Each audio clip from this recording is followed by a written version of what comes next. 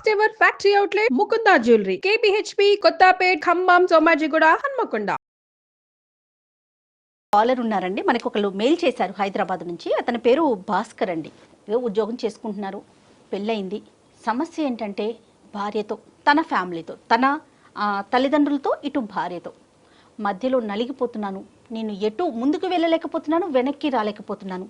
ఏం చేయాలో నాకు అర్థం కావట్లేదు. చాలా సెన్సిటివ్ విషయం ఇది.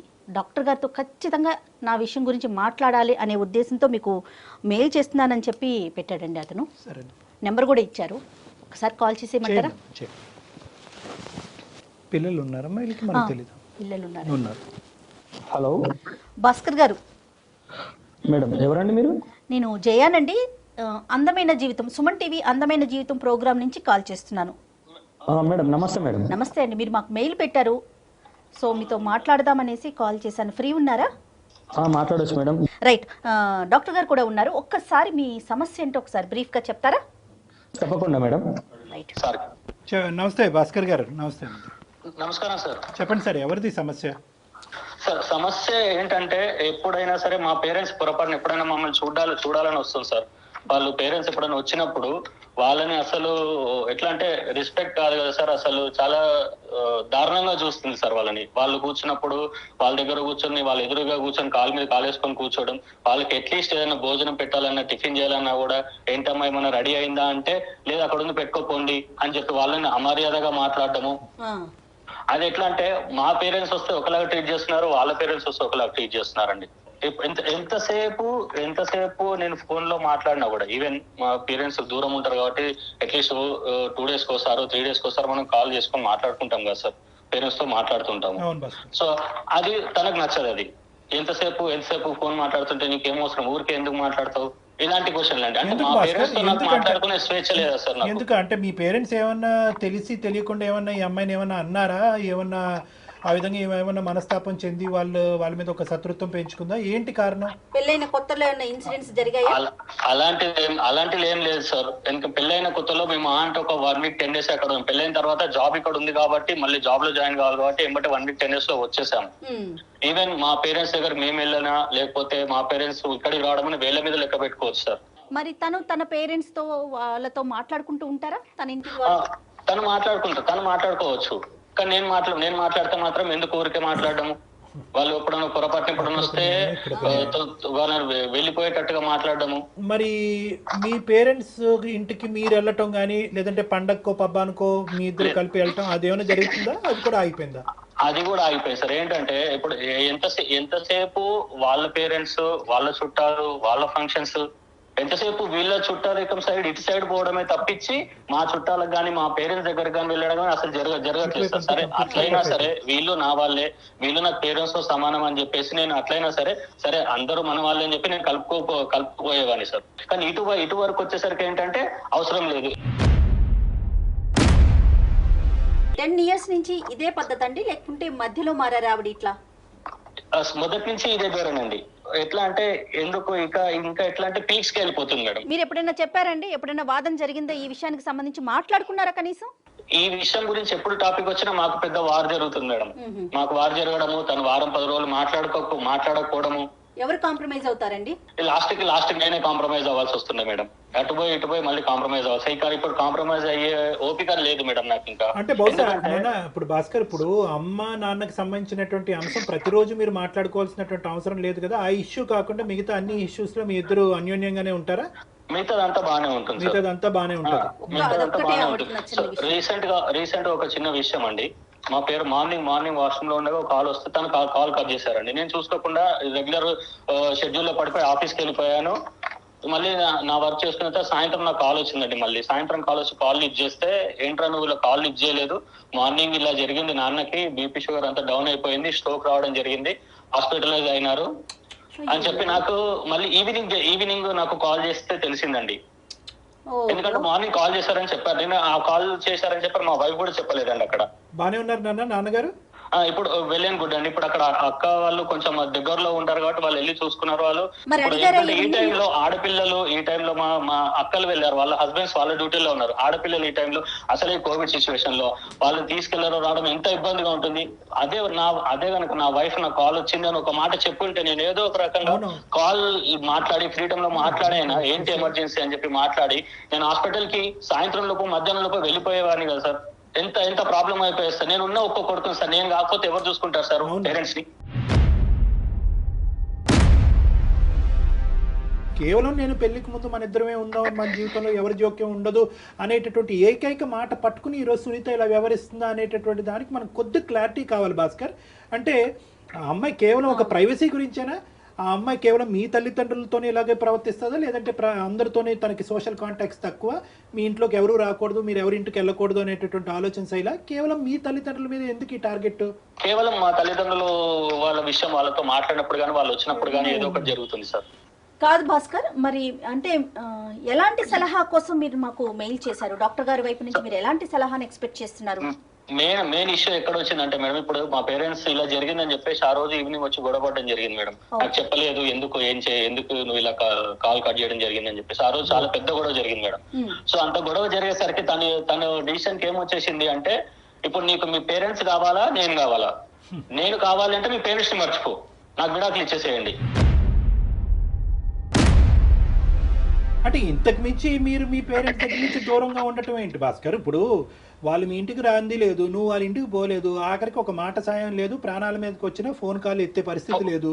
ఇంతకంటే తెగదెంపులు ఏం కావాలి? ఆల్రెడీ ఎవ్రీథింగ్ అయినట్టేగా 10 సంవత్సరాల్లో, ఇంకా ఏం కావాలంటే ఆవిడకి? అంటే ఇప్పటి నుంచి మీరు కాల్స్ కూడా మాట్లాడదు ఇంక ఇప్పటి నుంచి. ఇప్పుడు వరకు కంట్రోల్, ఇప్పుడు కమిట్మెంటా? ఇప్పుడు అలాగే అనిపిస్తుంది సార్. అంటే దాని అర్థం ఏంటో నాకు అర్థం కావట్లేదు సార్. ఇదేదో ఒక సైడ్ ఆఫ్ ది కాయినే మేము చూస్తున్నట్టు నాకు అనిపిస్తుంది. ఖచ్చితంగా ఈ ఇష్యూలో అయితే మాత్రం మీ భార్యమణితో మాత్రం మాట్లాడవలసినటువంటి అవసరం ఉంది. ఆవిడ వర్జన్ ఏంటి అన్నది తెలుసుకోవాల్సిన అవసరం ఉంది. ఎందుకంటే ఏ కారణం లేకుండా వృద్ధాప్యంలో ఉన్న పెద్ద వయసులో ఉన్న ఇద్దరు మనుషుల్ని అసలు ఏ కనికరం, మానవతా దృక్పథం లేకుండా దూరం పెట్టే ఆలోచన ఒక స్త్రీకి ఎందుకు ఉంటుంది అన్నది మనం తెలుసుకోవాలి. అంటే అవకాశం ఉంటే 10 ఏళ్ల జీవితంలోనే నాకు 100 ఏళ్ల జీవితం చూపించింది సార్. ఆమె గయాలతనం అట్లా ఉంటుంది. ఆమె నోట్లో నోరు పెట్టకపోతే ఎంత బాగుంటే అంత దూరం ఉంటే అంత మంచిగా ఉంటుంది సార్. కాదంటే తను ఏం చేస్తుంటారు? హౌస్ వైఫ్ అయినా? తను జాబ్ చేస్తారు మేడం. ఒకసారి మాట్లాడొచ్చా భాస్కర్? సార్ నేను ప్రయత్నం చేస్తాను సార్. నేను ఒకసారి కాల్ కలుపుతాను, మీరు కూడా ఒకసారి మాట్లాడండి సార్ తనతో. పర్వాలేదా? నో ప్రాబ్లం కదా? అంటే జస్ట్ అసలు ఆవిడ వర్షన్ ఎలా ఉందని తెలుసుకోవటం కోసం. ఓకే సార్, కాల్ కల్పండి. ఏంటి డాక్టర్ గారు అంటే మనం ఇప్పుడు అతను కావాలి, అతన్ని కని పెంచి ఇక్కడ దాకా తీసుకొచ్చిన తల్లిదండ్రులు వద్దా? రేపొద్దున్న మరి మన పిల్లలకి మనం ఏం చెప్తాం? అంత దూరం ఆలోచించరు కదా, ఇక్కడే స్టోరీ. తాత చెప్ప తరతరాలు అంటారు. హలో హలో, ఏం చేస్తున్నావు? ఏదో చేస్తున్నాను. ఏంటి ఇప్పుడు? ఏం చెప్పండి. పిల్లలు ఏం చేస్తున్నారు? ఆన్లైన్ క్లాసులు జరుగుతున్నాయి కదా, కూర్చున్నారు అక్కడ. తెలుసు కదా, మళ్ళీ నన్ను అడుగుతావేంటి? అయ్యో ఏంటి, ఎందుకు చేసావు? చెప్తాను సరే. నేను ఇక్కడ సార్ని డాక్టర్స్ దగ్గరకు వచ్చాను, సైకాట్రిస్ట్ డాక్టర్ దగ్గరకు వచ్చాను. మన సమస్య గురించి ఒకసారి సార్ కూడా మీతో మాట్లాడుతా అన్నారు. మీతోని నేను ఎందుకు మాట్లాడాలి వాళ్ళతో? వాళ్ళెవరు? నాకేం సంబంధం వాళ్ళతోటి? నువ్వు వెళ్ళవు, నువ్వు విను. నువ్వు వాళ్ళు ఏం చెప్తారో నువ్వు విను. కాదమ్మా, సునీత గారు. ఓకే, ఆ నలుగురిని చేరేస్తున్నావు అన్నమాట ఇప్పుడు. సునీత గారు ఏంటో వినుకాస్తా నువ్వు. కదమ్మా, ఒక్క సెకండ్ అమ్మా.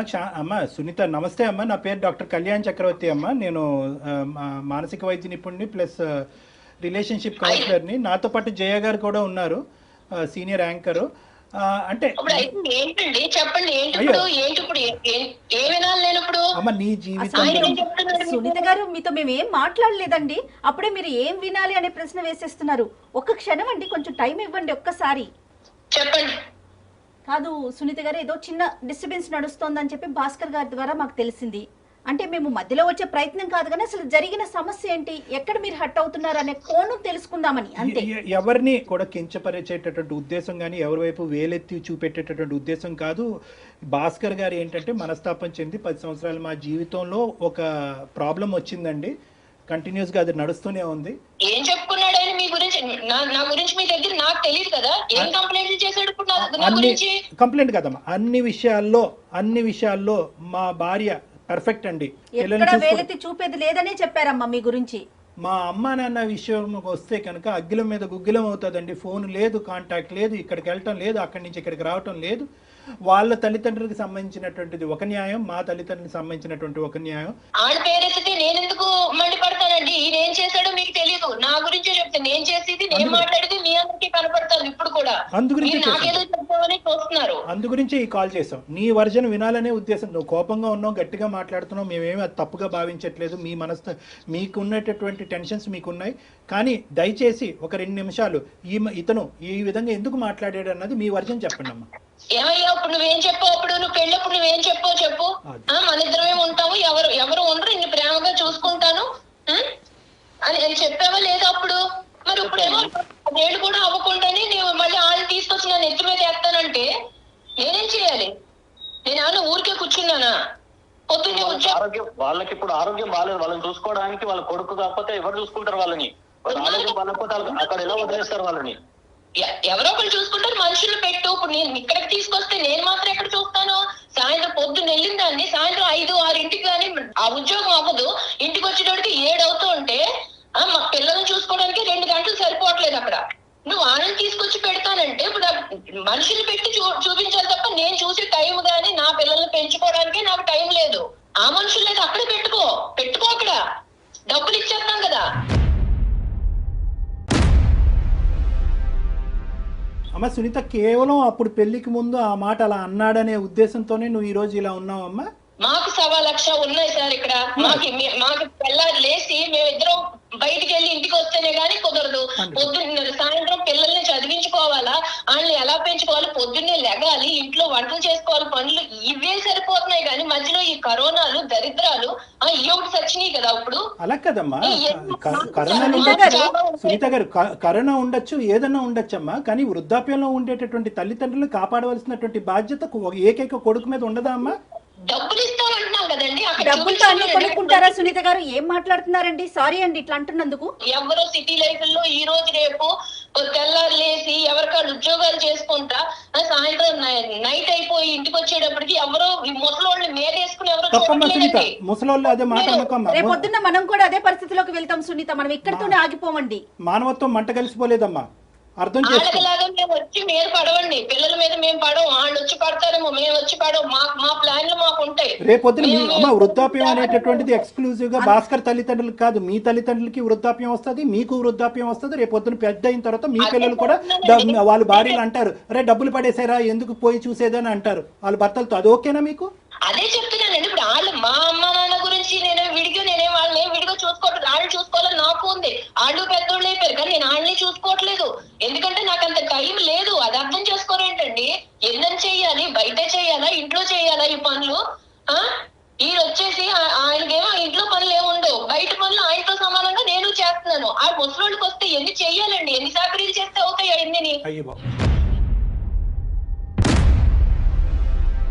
వచ్చి కూర్చుంటే అయిపోయింది అనుకుంటున్నారా? కానీ మీరు ముసలోళ్ళు అనే ఆ పదాన్ని మాత్రం ఆపుకోలేకపోతున్నారండి సునీత గారు. అది వినటానికి కూడా చాలా బాధ అనిపిస్తుందమ్మా. ఉన్నప్పుడు ఆరోగ్యంగా ఉన్నప్పుడు వేరే వాళ్ళు లేదే మీ భర్త వచ్చారా, లేకుంటే మీ తల్లిదండ్రులు లేదే మీరు వచ్చారా? ఒక్కసారి ఆలోచించండి. ఏ కాలంలో ఉన్నారు మేడం మీరు?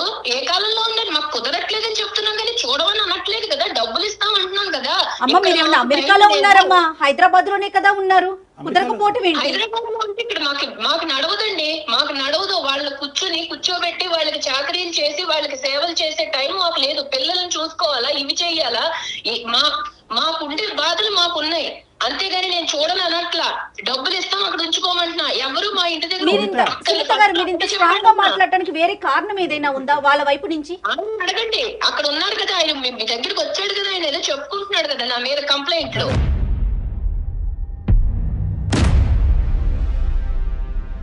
సునీత, నీకు చేసింది ఏంటంటే ఈ విధంగా కేవలం వృద్ధాప్యంలో ఉండేటటువంటి వ్యక్తులకి పోషించడానికి మాకు టైం లేదన్నది ఒక్కటే కారణమా, లేదంటే వీళ్ళ తల్లిదండ్రులు ఏమన్నా నీతో తప్పుగా ప్రవర్తించారా, ఇబ్బంది పెట్టారా?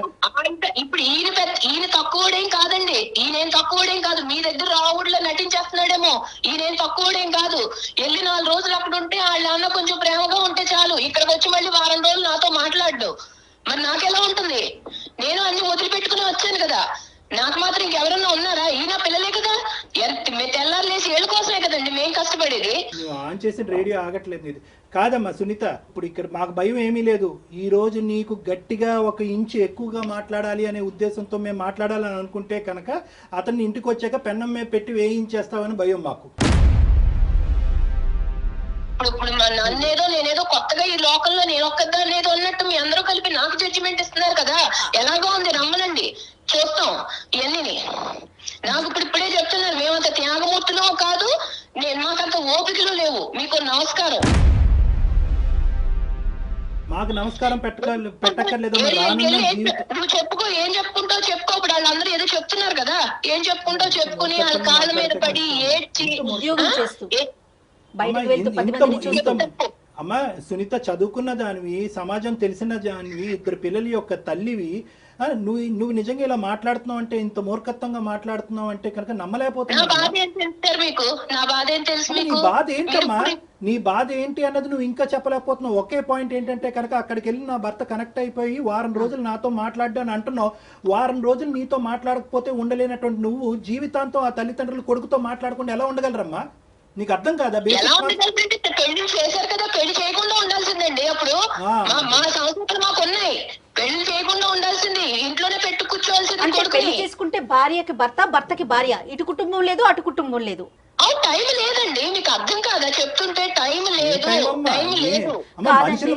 నన్ను బాధ పెడతారు అంటున్నారు. నీ పిల్లల్ని చూసుకోవటానికి టైం లేదనే మాట అనట్లేదే, నిన్ను నువ్వు చూసుకోవటానికి టైం లేదనే మాట అనట్లేదే, నీ ఉద్యోగానికి వెళ్ళడానికి టైం లేదనే మాట అనట్లేదే. అవును, మా పిల్లలు కదా మేము చూసుకోవాలి, మా పిల్లలు చిన్నపిల్లలు కాబట్టి మేము చూసుకోవాలి, వాళ్ళ చదువులు చెప్పించాలి. వాళ్ళు రేపొద్దున కాళ్ళ మీద నిలబడ్డాక మేము వెళ్ళి వాళ్ళ మీద కూర్చోకూడదు కదా.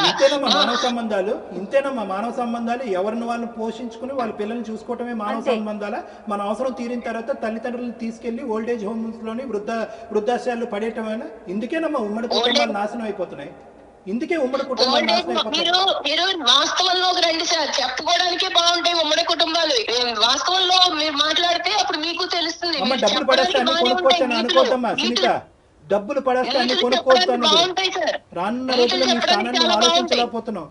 కాదు, మేము బుద్ధి గడ్డి తిని నీ కాన్ఫరెన్స్ కాల్ కలపమన్నాం. మాకు అయిపోతుంది ఇక్కడ. మేము 10 నిమిషాలు నేను భరించలేకపోతున్నాం. తప్పుగా నేను ఎవరితో ఇలా మాట్లాడలేదమ్మా, కానీ నీ మాట ఏం బాధండి? మిమ్మల్ని శారీరకంగా హింసిస్తున్నారా, మానసికంగా హింసిస్తున్నారా? ఏం బాధపడుతున్నారో మీరు? మేము అనుకున్నట్టు ఆయన ఉండడు సార్, ఉండడు. తెల్లారు లేచి వాళ్ళ పాటే అమ్మా నాన్న ఏమైపోతున్నారు, ఇక్కడ మీ పిల్లలు ఏమైపోతున్నారు ఆయనకు అక్కర్లేదు. కాదమ్మా సునీత, ఒక్కసారి కొంచెం నిదానంగా ఆలోచించండి. ఇవాళ రేపు పెద్దవాళ్ళు లేక ఉద్యోగాలు చేసే ఆడవాళ్ళం ఎంత నలిగిపోతున్నాం కదా. అది మీ సైడ్ కావచ్చు, అతని సైడ్ కావచ్చు. ఒక పెద్దవాళ్ళు అమ్మమ్మో నాయనమ్మో ఎవరన్నా ఒకరుంటే రేపొద్దున మన పిల్లలకి ఆసరా కాదు. మాకు ఎక్స్ట్రా పని తప్ప వాళ్ళ వల్ల మాకు ఉపయోగం లేదు. అసలు ఒక్క నిమిషం 1 మినిట్ కూడా ఈ రోజు నుంచి నెక్స్ట్ రోజు గురించి ఆలోచించలేకపోతున్నాము. నీకు broad minded thinking, futuristic thinking లేదు. సారీ, నిన్నేమి నిందించట్లేదు, కానీ ఒక్క మాట చెప్తాను. నా బాధ కూడా మీరు అర్థం చేసుకుని చెప్పుకుంటే బాగుండేది. అదే కదా తల్లి, భాస్కర్ ఫోన్ చేసినప్పుడు ఏంటయ్యా ఇలా మాట్లాడుతుంది, ఒక ఆడది అలాగే ఎక్కడో ప్రవర్తించేటటువంటి దానికి దాఖలాలే లేవు అని చెప్పి పొగుడుతున్నాడు నీ భర్త నీ గురించి. అన్ని ఇష్యూస్ లో బాగుందండి ఇది అది అని చెప్పి నీ నోటి ద్వారానే ఈ రోజు నువ్వు నీ జీవితాన్ని చండాలం చేసుకున్నావు అమ్మా. ఇప్పటి వరకు నీ మీద చెప్పుకుంటే మీకు అలా అనిపిస్తుంటే నేనేం చేయలేను కదా. నా బాధ ఇది, నా బాధ. ఈ మనిషి మీ ఇంట్లోంచి వాళ్ళ తల్లిదండ్రులు బాగోగులు తెలుసుకోవటం గురించి దొంగతనంగా ఫోన్ మాట్లాడవలసిన అవసరం ఏముందమ్మా? అతను నిజం చెప్తున్నాడు, అబద్ధం చెప్తున్నాడు, పోనీ దీనికన్నా చెప్పు. అవునండి, వాళ్ళు మాట్లాడుకునేది ఏంటనుకుంటున్నారు? నా గురించి చెప్పుకోవడమే తప్ప వాళ్ళు మామూలుగా మాట్లాడుకోరు సార్. నేను ఎందుకు ఊరికే వద్దంటాను, ఎందుకు చెప్తాను? దాంట్లో ఒకటి జరిగేవి ఏంటంటే, ఇక్కడ నేనేం చేస్తున్నాను, నా గురించి కంప్లైంట్లు చెప్పడమే అతనికి పని, వేరే పని ఏమీ లేదు. అక్కడి నుంచి వాళ్ళు చెప్పినట్టు ఈయన నడుచుకుంటాడు. ఇక్కడ మీకేం అదే తెలుసు ఇవన్నీ? అమ్మ అదే ఉద్దేశంతో మొన్న ఫోన్ కాల్ కట్ చేసావు. అతని ప్రాణాల మీకు వచ్చుంటే అమ్మ, పెద్ద ఆయన ప్రాణాల మీకు వచ్చుంటే ఈ రోజు నాకేం తెలుసు అండి, వాళ్ళు ఎందుకు చేశారో నాకేం తెలుసు. రోజు ఈ చర్చ కార్యక్రమాలు పెట్టుకుంటారని నేను కట్ చేశాను, అంతేగాని అడుగుంట్లో పోలేదని నాకు తెలుసా? తెలిస్తే కట్ చేస్తానా? కాదా మరి ఆ పెద్ద ఆయనకి ఏమైనా జరుగుంటే, దగ్గరలో ఆడపిల్లలు ఉన్నారు కాబట్టి హాస్పిటల్ ఏం జరగదులేండి, ఇప్పట్లో ఏం జరగదు. దివ్య భవిష్యవాణి ఏదో అంటారు, అన్ని ఉన్నట్టున్నాయమ్మా నీ దగ్గర అన్ని. అమ్మా ఐఎమ్ సారీ అమ్మా, జీవితం అంటే ఇది కాదమ్మా. భాస్కర్ ఇంకా సేపు మేము మాట్లాడితే నీ సిచ్యువేషన్ ఇంకా డిటీరియేట్ అయ్యేటట్టుంది. అందమైన జీవితం యొక్క పర్పస్ ఏంటంటే ఉన్న స్థితిని అలాగన్నా ఉంచాలి, లేదంటే కరెక్ట్ చేయాలి. ఉన్న స్థితిని దిగ్గజార్చేటటువంటి ఉద్దేశం మాకు లేదు. పెనం మీద నుంచి పొయ్యిలో పడే పరిస్థితిని మేము తీసుకురాము మిమ్మల్ని. సారీ అండి సునీత గారు, సారీ అమ్మా. చెప్తారు వాళ్ళు ఏదో చెప్తున్నారు కదా, ఇరు ఎన్ని ఇంకేమన్నా ఉంటే చెప్పుకున్నారు, కాళ్ళ మీద పడి ఏడ్చి అప్పుడు రా, నీకు అప్పుడు ఉంది, నీకు ఇంట్లో రా, వచ్చాక చెప్తాను, ఇప్పుడు కాదు చెప్తాను రా కానీ అప్పుడు. భాస్కర్ సార్ ఇది సార్ తన వర్షన్. దీన్ని వర్జన్ అంటారయ్యా, దీన్ని వర్జన్ అంటారా? నువ్వు 10 సంవత్సరాలు భరిస్తూ ఒక్కొక్క మెట్టు దిగుతూ తల్లిదండ్రుల్ని దూరం పెట్టుకుంటూ వాళ్ళని ఇబ్బంది పెట్టి నువ్వు ఇబ్బంది పడుతూ ఇదంతా నువ్వు చూసేటటువంటి పిల్లలు ఏమి నేర్చుకుంటారు? రైట్, ఓకే, అమ్మకి నాన్నకి కూడా ఇదే సినిమా చూపెడదాం రానున్న రోజుల్లో అని చెప్పి నీ కొడుకులు అనుకోరా? సార్ పెళ్ళైనంత మాత్రాన మొత్తం అంతా పూర్తిగా భార్యకు లొంగి ఉండాలా సార్? ఆ ప్రశ్న మీరు ఇప్పుడు కాదండి, 10 ఏళ్ల క్రితము మాట్లాడాల్సిన ప్రశ్న ఇది. 10 ఏళ్ళండి భరించేది. Starting trouble, ending trouble. Starting trouble ని సెట్ చేసుకోకపోతే ఎండింగ్ ట్రబుల్. ఏంటి కళ్యాణ్ గారు, అసలు ఆవిడ వర్షన్ ఏంటండి? ఎటువైపు ఆలోచించట్లేదు తను? ఆవిడకి ఏదో ఒక విచిత్రమైనటువంటి వ్యక్తిత్వపరమైనటువంటి లోపం ఉందబ్బా. పర్సనాలిటీ డిసార్డర్స్ అంటారు వీటిని. ఏం చేయమంటారు సార్? నాకు ఒక మంచి సొల్యూషన్. అంటే ఎలాంటి డెసిషన్ తీసుకుందాం అనుకుంటున్నారు భాస్కర్ మీరు? నేను కావాలంటే వాళ్ళని వదిలేయండి. ఓకే, తన వర్షన్ కాదు, ఇక్కడ కూడా మీరు తన వర్షనే చెప్తున్నారు. మీ వర్షన్ చెప్పండి. ఇక నేను భరించలేను మేడం. నేనైతే వదిలేద్దామని డిసిషన్ తీసుకుందాం అనుకుంటున్నాను. విడిపోవాలనేటటువంటి ఉద్దేశంతో మేము చెప్పట్లేదు, కానీ అది నిజంగా మీరు చేసి చూపెట్టాలి. అంటే నేను ఇంకా భరించలేకపోతున్నాను అనేటటువంటి దానికి యాక్షన్ ప్లాన్ కావాలి. ఇక్కడ తల్లిదండ్రుల్ని కాపాడుకోవటం అనేది మీ బాధ్యత. రేపొద్దున మీ పిల్లల్ని మిమ్మల్ని చూస్తారా చూడరా అనేటటువంటి అంశం తర్వాత పెట్టండి. మీ తల్లిదండ్రులు మీకేం అన్యాయం చేయలేదు, మీకేమీ తక్కువ ఇవ్వలేదు. మీ తల్లిదండ్రులు ఎప్పటికీ కూడా మమకారం ప్రేమతోనే మిమ్మల్ని ఇప్పటి వరకు పెంచి పోషించారు. పెళ్ళి అనేటటువంటి ఈ అంశం వాళ్ళ జీవితానికి ఒక శాపం కింద మారిపోయింది. కాబట్టి వాళ్ళని కాపాడుకునేటటువంటి ప్రయత్నంలో మీ ఆవిడికి ఒక గట్టిగా బుద్ధి చెప్పేటటువంటి ప్రయత్నం చేయండి. అంటే కొట్టండానో తిట్టండానో హింస పెట్టండో అని చెప్పట్లేదు. నేను మా తల్లిదండ్రులకు స్థానం లేనటువంటి నా జీవితంలో నీకు కూడా స్థానం లేదు అనేటటువంటి వార్నింగ్ ఇచ్చి మీ పిల్లలతో పాటు మీరు దూరంగా ఉండేటటువంటి ప్రయత్నం చేయండి. సో ఒకసారి బెదిరించమంటారా? అంటే దాన్ని బెదిరింపు అంటారా, లేదంటే ఒక విధమైనటువంటి ట్రీట్మెంట్ అంటారా అనేది మీకు వదిలేస్తున్నాను. అంటే ఆవిడకు ఒక శిక్ష పడాలి అంటే కనుక కుటుంబం అనేటటువంటిది ఎప్పుడు కూడా నీ చెప్పు చేతల్లో నీ కాళ్ళ కింద చెప్పులాగే ఉంటారు అని అనుకోవద్దు. నాకు ఒక అహంకారం ఉంది, నేను ఒక మగాడిని, నేను ఒక ఇద్దరు తల్లిదండ్రులకు ఒక కొడుకుని, నేను మగాడిని అనేటటువంటి ఆలోచనతో, అంటే మగ ఆడిన అనేటటువంటిది నేను వ్యత్యాసం చేయట్లేదు, కానీ ఆవిడకి ఈ యాంగిల్ చూపెట్టాలి అంటే, మీ విలువను తెలియజేయమంటున్నారు. మీ విలువను తెలియాలి అంటే కనుక దూరంగా ఉండి కొంతకాలం మీరు లేనటువంటి లోటునే ఆవిడకి అర్థమయ్యేటటువంటి విధంగా చూపెట్టండి. మళ్ళీ ఆవిడ మాట తీరు చూడండి, ఏ విధంగానూ కాంప్రమైజ్ కాదాయే. కాన్ఫరెన్స్ కాల్ సునీత కలపమన్నా, అక్కడి నుంచి అసలు వాళ్ళ తల్లిదండ్రులు కలిపి ఉంటే కనుక వాళ్ళు కొడుకుని దూరం చేసుకుని ఎంత బాధపడుతున్నారో అక్కడ అసలైన వర్జన్ తెలుసు. నాకు ఇంకొక విషయం ఏమనిపించిందో చెప్పనండి. సునీత తల్లిదండ్రుల పెంపకం ఎంత అధ్వానంగా, అంటే ఒక తల్లిదండ్రుల పెంపకం గురించి మనం ఇంత ఓపెన్ గా చెప్పుకోకూడదు, కానీ ఆవిడకి ఏం విలువలు నేర్పించారండి? వాళ్ళు ఏమైనా చెప్పడానికి ట్రై చేశారా భాస్కర్? ఒక లాస్ట్ క్వశ్చన్, వాళ్ళు మీ అత్తగారు సునీతకి ఏమైనా చెప్పడానికి ట్రై చేశారు? అలాంటివి చాలా జరిగాయి సార్, చాలా జరిగాయి. అవి అంతవరకే ఉంటాయి సార్, మళ్ళీ తర్వాత సేమ్. రైట్ భాస్కర్, ఒక్కసారి డాక్టర్ గారు చెప్పింది ఆలోచించండి, త్వరపడండి, మంచి నిర్ణయం తీసుకోండి. Thank you madam. చక్కని డెసిషన్ తీసుకోండి, చక్కగా ఉండండి. Thank you sir. All the best Bhaskar. Thank you.